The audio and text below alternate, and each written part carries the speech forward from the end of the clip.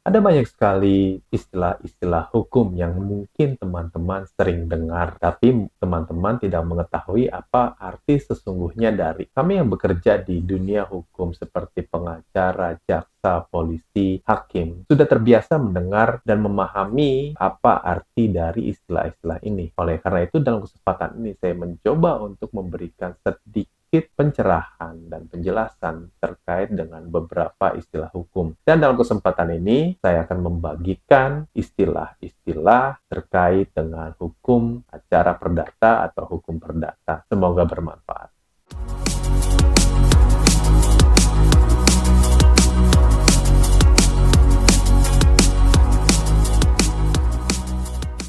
Yang pertama adalah kompetensi. Kompetensi diartikan sebagai ruang lingkup kewenangan dari suatu pengadilan. Dan kompetensi ini terbagi dua. Yang pertama adalah kompetensi relatif. Kompetensi relatif adalah pembagian ruang lingkup kewenangan pengadilan berdasarkan wilayah. Ini bisa dicontohkan seperti Pengadilan Negeri Jakarta Pusat, Pengadilan Negeri Jakarta Timur, Pengadilan Negeri Bekasi, Pengadilan Negeri Surabaya, Pengadilan Negeri Medan, dan sebagainya. Sebagai contoh adalah Pengadilan Negeri Jakarta Pusat. Dia memiliki kompetensi relatif terhadap perkara-perkara perdata yang mana tergugat berada di domisili Jakarta Pusat. Atau di lain pihak dalam perkara perdata, misalkan Pengadilan Negeri Jakarta Pusat punya kewenangan apabila memang para pihak telah bersepakat untuk menyelesaikan perkaranya di Pengadilan Negeri Jakarta Pusat. Kalau dalam perkara pidana, Pengadilan Negeri Jakarta Pusat berwenang untuk memeriksa dan memutus perkara-perkara pidana atas tindak pidana yang terjadi di Jakarta Pusat. Sedangkan kompetensi yang kedua adalah kompetensi absolut.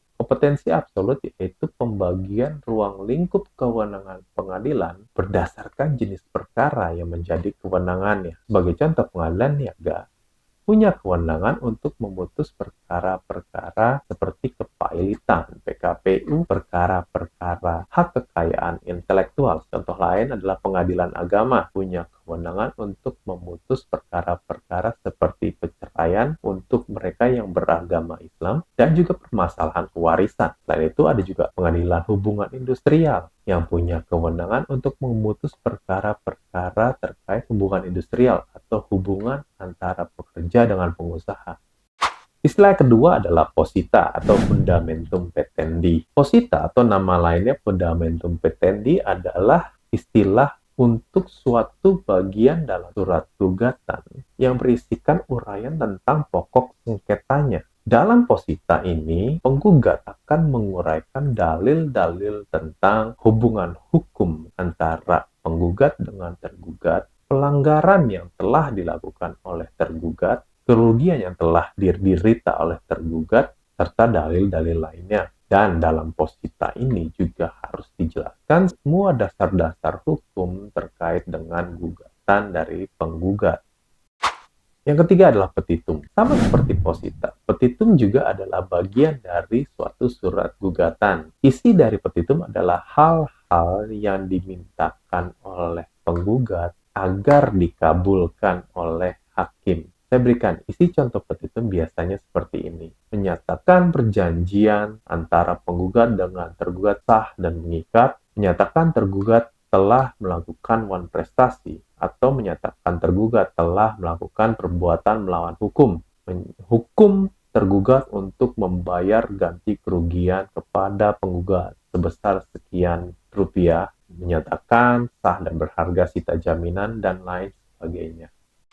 Yang keempat adalah eksepsi. Eksepsi adalah bantahan atau tangkisan yang diajukan oleh tergugat terhadap surat gugatan dari penggugat. Eksepsi berbeda dengan jawaban karena eksepsi tidak berkaitan dengan pokok perkara gugatan dan hanya berkaitan dengan formalitas dari gugatan penggugat. Yang menjadi poin-poin dalam eksepsi biasanya adalah penggugat memasukkan gugatan ke pengadilan yang salah atau penggugat memasukkan gugatan ke forum yang salah. Kenapa forum yang salah? Karena kemungkinan harusnya gugatan diajukan ke arbitrase, bukan ke pengadilan negeri. Dan contoh lainnya adalah penggugat salah menggugat pihak karena seharusnya orang lainlah yang harus menjadi tergugat, atau seharusnya penggugat membawa pihak lain lagi dalam perkara ini menjadi pihak dalam gugatan, atau ternyata surat gugatan dari penggugat itu nggak jelas atau yang sering disebut dengan obscure libel. Bisa juga poin dari eksepsi, penggugat belum sewaktunya untuk mengajukan gugatan, atau sebaliknya ternyata penggugat sudah tidak dapat lagi mengajukan gugatan. Dan contoh lainnya adalah karena pokok perkaranya sudah pernah mendapatkan putusan dari hakim dan putusannya sudah berkekuatan hukum tetap.